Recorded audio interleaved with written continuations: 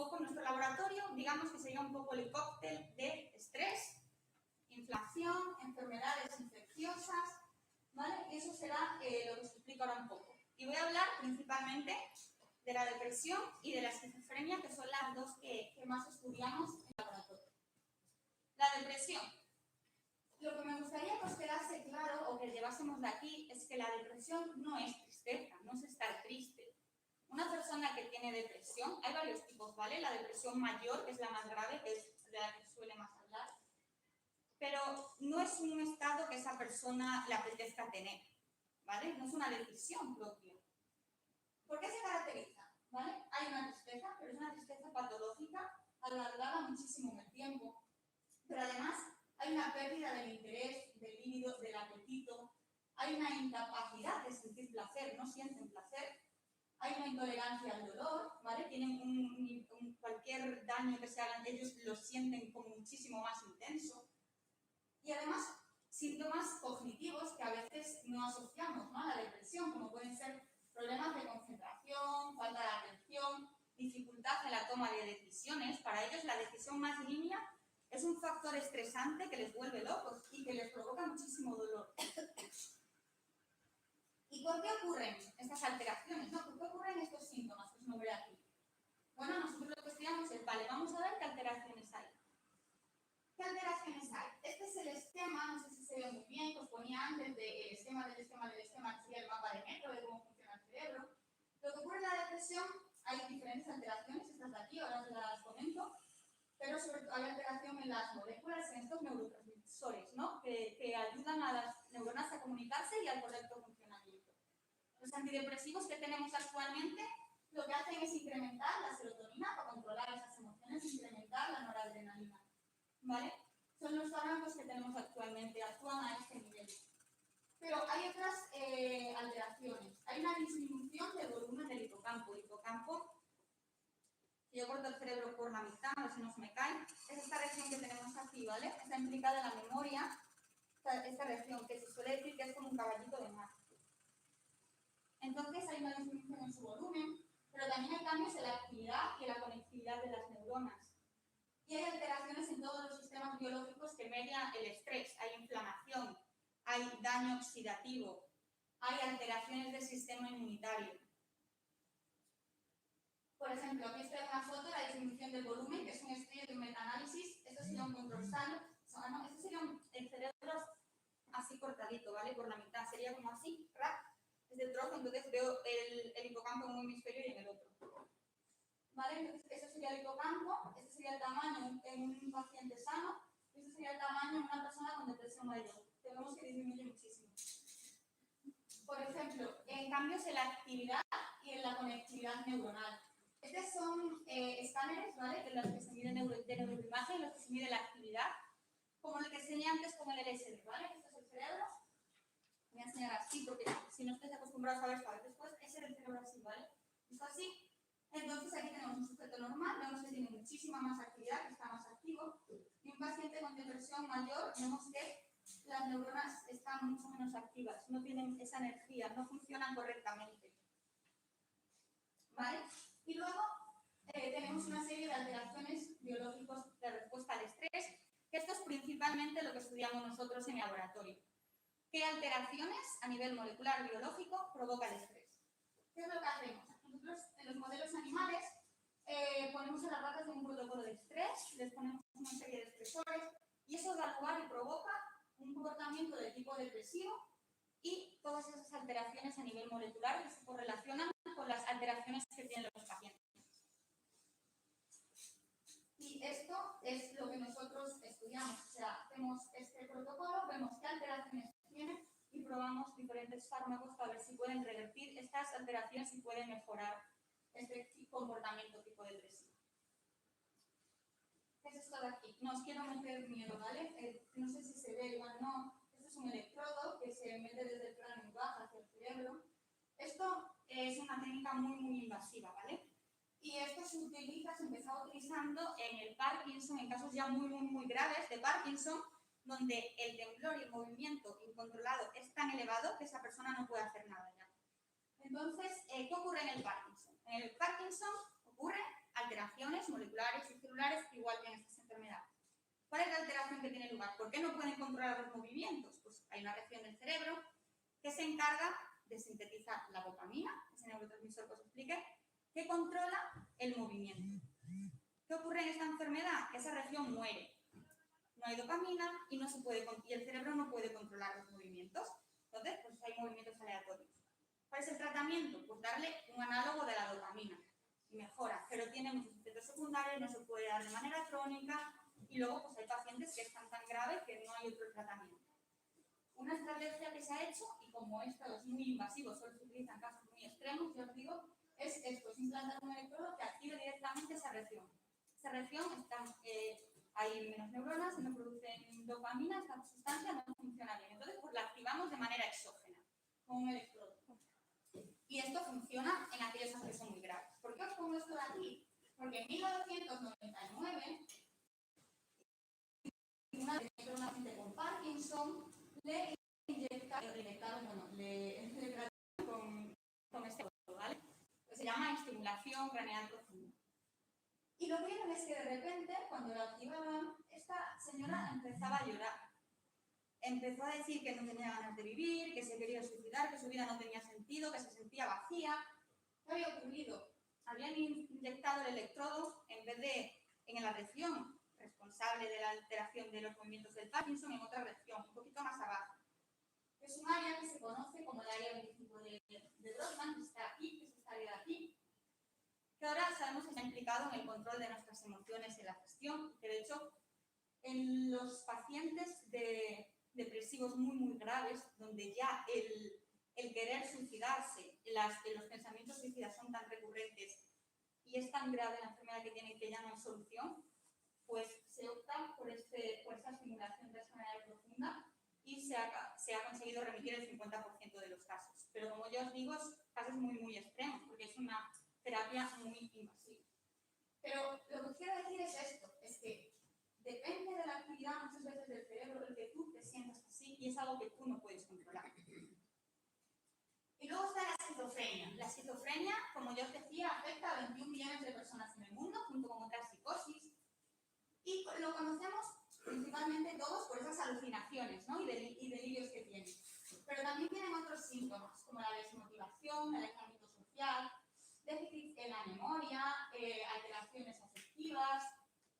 Y aquí, por ejemplo, os pongo unas pinturas de un pintor que sufría esta enfermedad, la esquizofrenia, y vemos, aquí representa un gato, y vemos que a medida que le dan un brote psicótico, que aumenta la enfermedad, la percepción del gato que tiene cambia totalmente y se altera totalmente, ¿vale?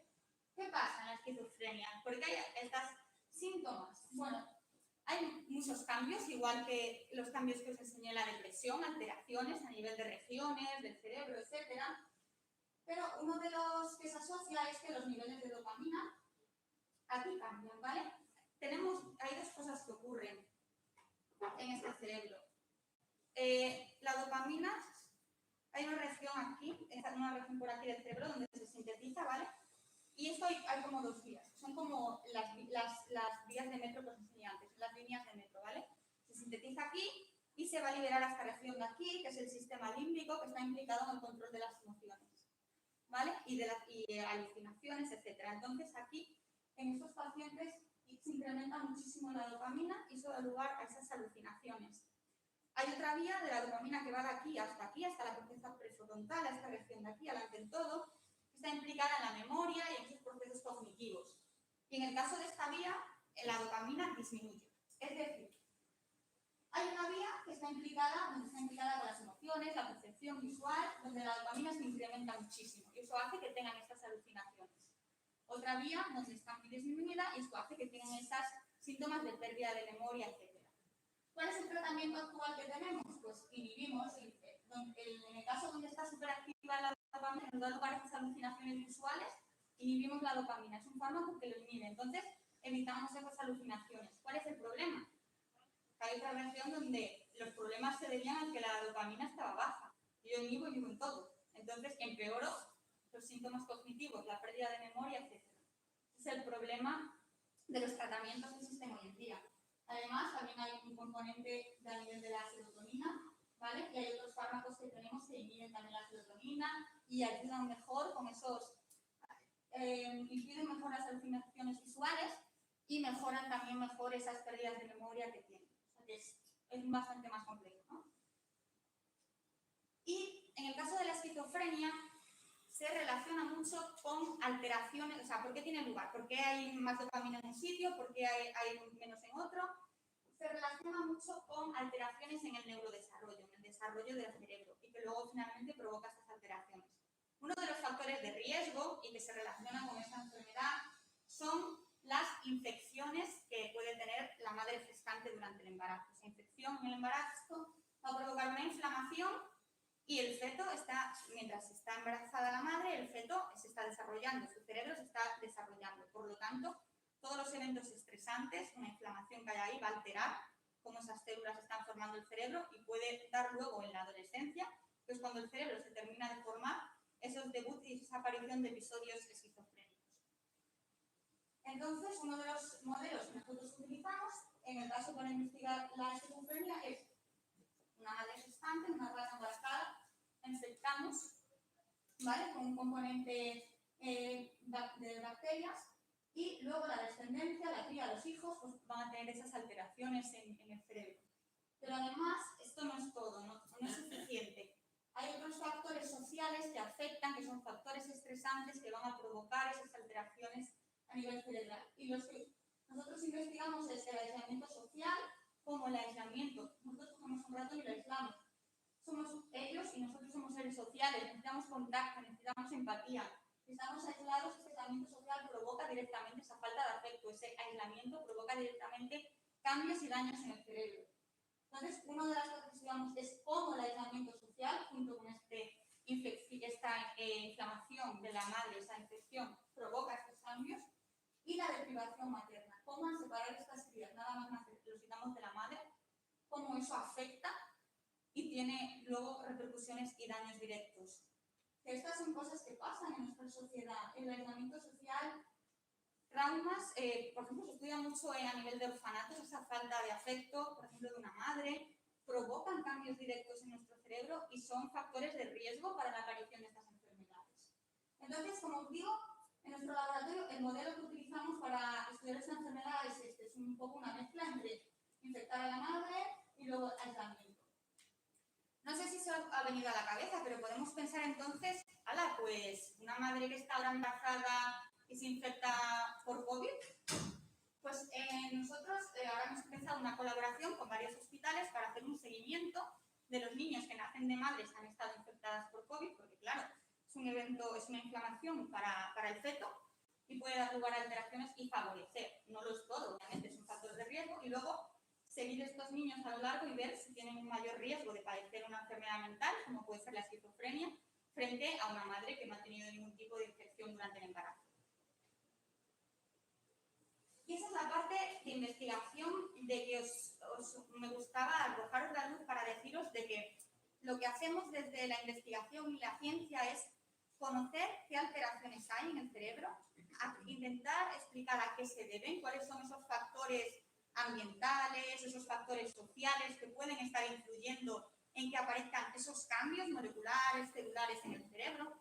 Y eso es hasta el día de hoy un poco resumen lo más importante, lo que se sabe, cómo los tratamientos que tenemos hoy en día se deben a que cambian esas alteraciones, corrigen esas alteraciones y permiten mejorar, pero todavía, como ya os dije, falta mucho.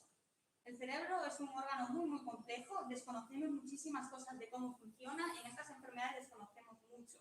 Por eso tenemos pocos tratamientos, muchos son ineficaces y por eso hay que seguir investigando.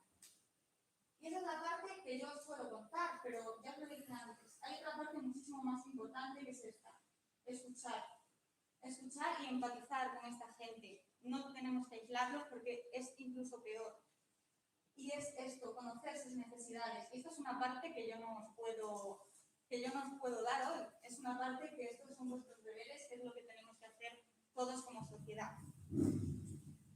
Y me gustaría, lo que sí, para escuchar, recomendaros, haceros una recomendación, que es este libro, que es muy bonito, que se llama Carol Dweck, que es de esta escritora, Laura Dweck, que sufre trastorno bipolar, ¿vale? Y ella diagnóstico que fue de un médico de aquí para allá, como eso le genera todavía más preocupación. Bueno, en el trastorno bipolar lo que ocurre es que hay una alteración, hay varias alteraciones, igual que el resto de enfermedades, en muchas de estas moléculas, ¿vale? El trastorno bipolar hay varios tipos, ¿vale? Pero para resumirlo, son personas que pasan un estado súper alto de euforia y emoción. Hay picos de dopamina, placer a tope, picos de noradrenalina, tengo una energía muchísima, y estados de depresión súper profunda de llegar al borde de la única solución es suicidarme, picos de descenso de serotonina donde no puedo controlar mis emociones y no puedo controlarlo. Son personas que lo pasan realmente mal. Y este libro es muy bonito porque cuenta su experiencia personal, cuenta con todo lo que ella ha sufrido y lo que ha vivido, y para que entendamos a estas personas y realmente las integremos, porque como sociedad estamos haciendo algo mal, que es aislarlos, discriminarlos, y esa es un factor social que afecta y que aumenta el desarrollo de esas enfermedades. Y me gustaría acabar la charla, porque tampoco quiero extender más al infinito, y me gustaría que si tenéis dudas o preguntas me comentaseis lo que quisierais. Es un cuadro de Vincent Van Gogh que se llama La noche estrellada. Vincent Van Gogh, no sé si lo conocéis, es el que se cortó la oreja, ¿vale? El pintor que se cortó la oreja, que sufrió diferentes enfermedades mentales, no se sabe muy bien. Como os dije antes, el diagnóstico es difícil. Y más en su época, que él ya es de no sé si 1800 y algo. Entonces, bueno, estuvo internado en un centro psiquiátrico, no se sabe muy bien si tuvo depresión, trastorno bipolar. El caso es que un año antes de que él naciera, sus padres tuvieron un hijo y lo llamaron Van Gogh. Y nació el 30 de marzo, que fue este martes pasado. No nació este martes, hace muchos años, pero que fue el 30 de marzo, que este martes pasado fue el 30 de marzo, ¿vale? Ahora entenderéis por qué os cuento esto. Vale, pues entonces sus padres tuvieron un hijo, lo llamaron Vincent Van Gogh. Tuvieron y nada más nacer, ese niño murió. El 30 de marzo. Le construyeron en el jardín una tumba y ahí ponía Vincent Van Gogh, nacido y muerto el 30 de marzo. Al año siguiente tienen otro hijo y deciden llamarlo Vincent Van Gogh, otra vez. Y dio la casualidad que nació el mismo día, el 30 de marzo. Y Vincent Van Gogh tuvo que vivir toda su vida de niño viendo una tumba en su jardín que ponía su nombre y su fecha. Esto destresa un poquito. Y luego hay más cosas, ¿no? Pero esto destresa un poquito. Y es muy bonita su historia, y os recomiendo también que hay muchas películas, muchos libros sobre él, que cuentan toda esa discriminación que él sufrió por tener este tipo de enfermedades, cómo la sociedad lo rechaza y cómo esto empeora.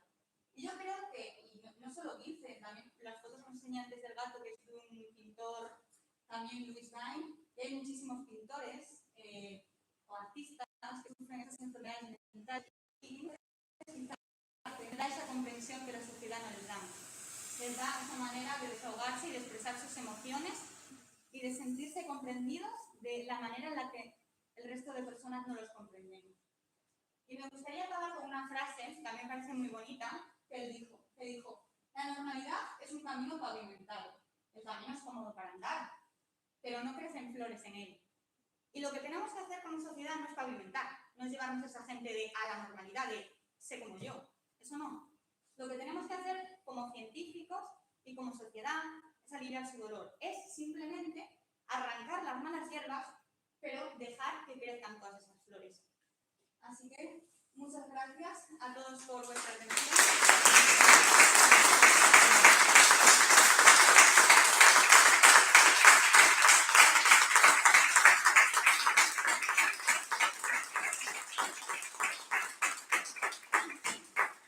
Bueno, pues gracias a todos. Os dejo aquí mi correo por si tenéis alguna pregunta. Estas son las redes sociales de nuestro grupo de investigación. Tenemos el Twitter y Facebook, donde tratamos de subir las cosas que hacemos en el laboratorio.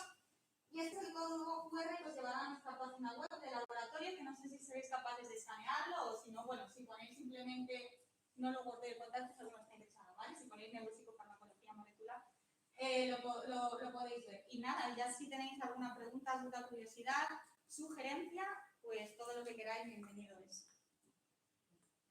Voy a quitar esto.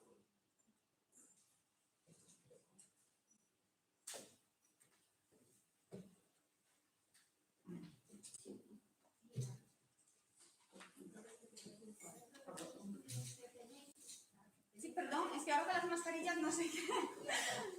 Vale.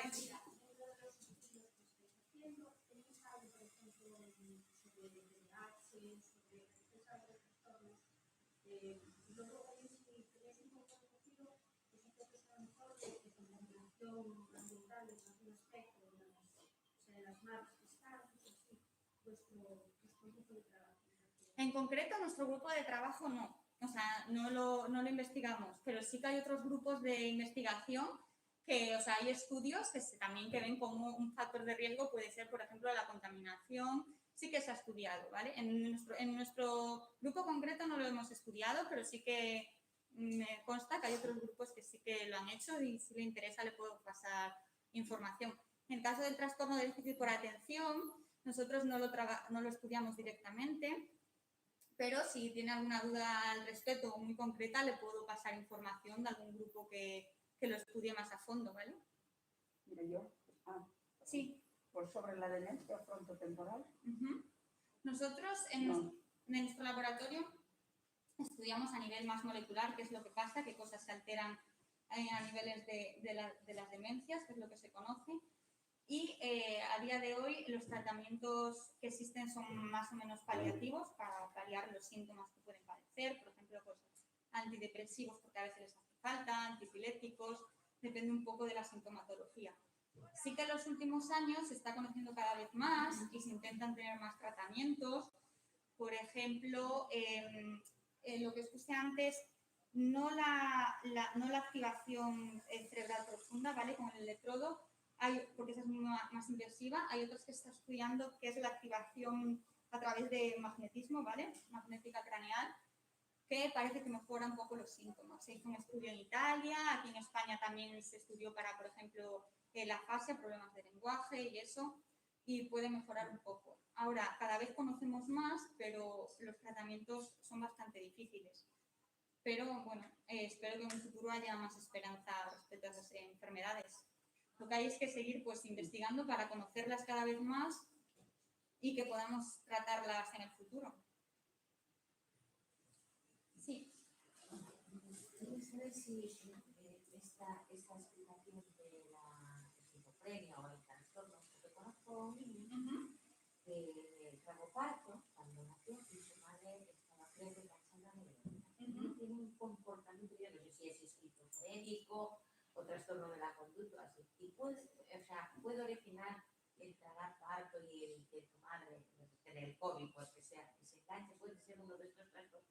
Sí, perfectamente. Pues el abuso de drogas, ya no solo obviamente por parte de la madre mientras está en el embarazo, porque el consumo de drogas lo que va a hacer son sustancias químicas que están alterando todo y que efectivamente va a alterar el desarrollo del feto y de esa persona.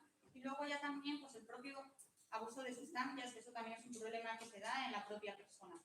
Muchas veces estas personas suelen debutar estas enfermedades en la adolescencia, que es una edad donde el cerebro todavía se está formando, donde no tienen tanto miedo al riesgo y donde nos gustan las experiencias nuevas y se toman estas drogas. Y el hecho de que ellos también tomen esas propias drogas, muchas veces lo hacen y se ha visto en gente que tiene este tipo de enfermedades y muchas veces lo hacen muchas drogas para aliviarse ese dolor, esa sensación de tristeza, lo que sea, y agrava todavía más la enfermedad. Es que me llama la atención porque esto no es un adolescente, esto yo lo vi con 5 años. Y con 6 y con 7, como una cosa a los ojos, claro. Una cosa, y además una actividad como oído y como agresivo. Por eso digo que sí, puede porque ser... eso, si el daño es muy inicial, puede darse lugar ya a las alteraciones desde muy pequeño. Sí.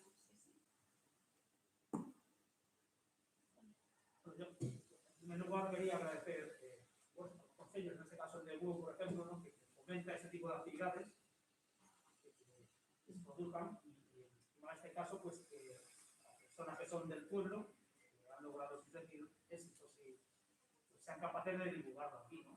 Entonces, al final eso es sin duda, pues para el pueblo, pues al final es un sentimiento de orgullo y satisfacción, ¿no? Pero bueno, yendo a la pregunta, bueno, el problema que existe general es que una persona que, bueno, rompe una pierna, por ejemplo, y tiene que andar con muletas, pues es consciente de ello y son consecuencias. Una persona, por ejemplo, ahora que le hace una PCR positivo, dice que tiene que guardar 40 cuarentena y lo haces.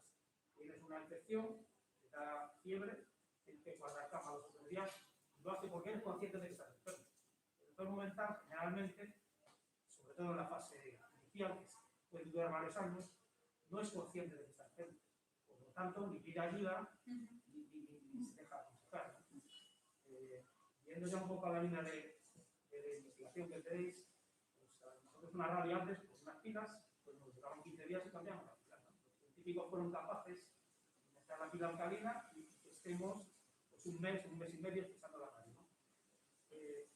Viendo que las neuronas, al final la comunicación entre ellas, como ha puesto ahí el mapa del metro de Madrid, es a través de impulsos eléctricos, que es las que hacen que se comuniquen unas con otras.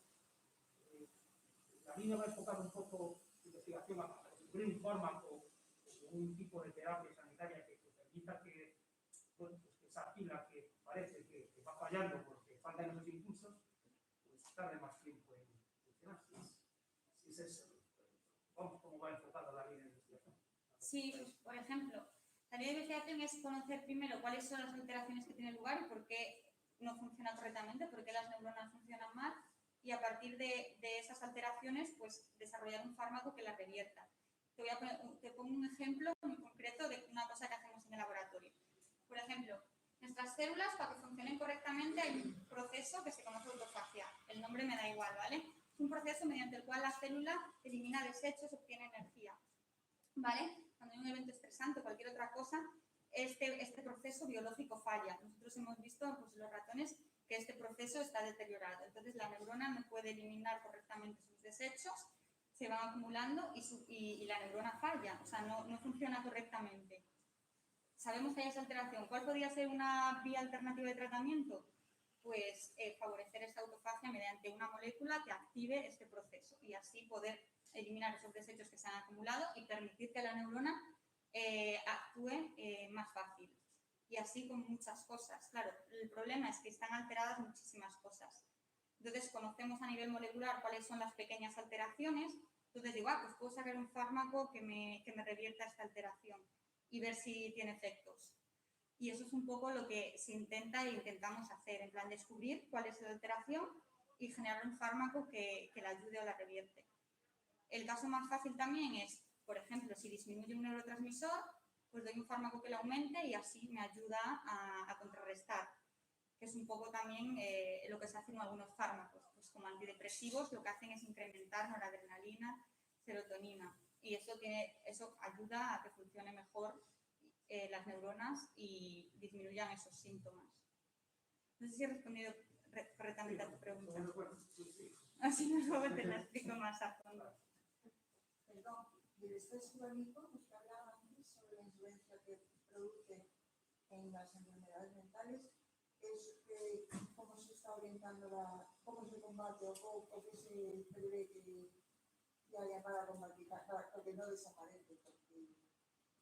Claro, o sea, lo que a nivel de... Sabemos que el estrés provoca unos cambios. Entonces, lo que tenemos que hacer es intentar prevenir, ¿no? Tener ningoticias, más terapias a nivel psicológico, conductual, educacional, en las que... Pero no farmacológico. Claro, lo que... No hay farmacológico. Para prevenir, claro, farmacológicamente, por ejemplo, si el estrés me está alterando el sistema inmune, me está inmunodeprimiendo, yo puedo, pues, a lo mejor tener un fármaco que me revierta esa alteración. Si el estrés me está provocando inflamación, yo puedo dar un antiinflamatorio. O sea, puedo actuar e intentar revertir en la medida de lo que conocemos y de lo posible las alteraciones que ella provoca e intentar revertirlas. Pues la inflamación, que sabemos que la provoca, antiinflamatorio, cosas así. Pero lo importante también es prevenir, en plan, pues evitar en la medida de lo posible esos eventos estresantes y cuando son inevitables, intentar, pues, gestionarlos, al menos tener una mejor gestión de ellos, que eso también ayuda bastante. Y luego en el caso de cuando no se puede ya solucionar, pues ya ahí podremos ver. Por eso es importante ver el estrés, qué es lo que causa a nivel molecular, qué alteraciones dan, porque así, si sabemos que hace esa alteración, podemos generar un fármaco que revierta esa alteración y que ayude a mejorar.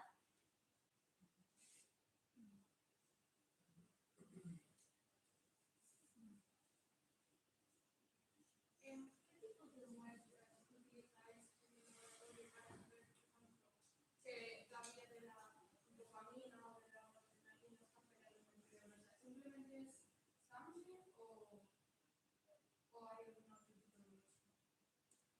Pues lo que se suele utilizar, o sea, normalmente, o sea, para ver estas alteraciones es un poco un estudio multidisciplinar. Por un lado, tienes muestras de pacientes post-mortem en el cerebro y ves un paciente enfermo y un control y ves que este paciente que está enfermo tiene una serie de alteraciones, por ejemplo, ¿vale? Pues en un tejido post-mortem también puedes medir niveles de neurotransmisores y ver si está incrementado o no. Y el líquido, muestras también de líquido cefalorraquídeo, que es otra sustancia, que es un líquido que circula por el cerebro, también puedes tener esas muestras y puedes medir. En sangre también se puede medir. Y luego, pues en el modelo animal también lo podrías medir. Si yo tengo un modelo animal con un comportamiento tipo depresivo, puedo ver si se ha aumentado o disminuido un cierto neurotransmisor. Entonces, es un poco hacer el estudio de todas las muestras que puedas, cuanto más mejor, y ver un poco qué es lo que pasa. Pero de humanos principalmente son cerebro post-mortem, sangre y líquido cefalorraquídeo, donde puedes ver las alteraciones que existen.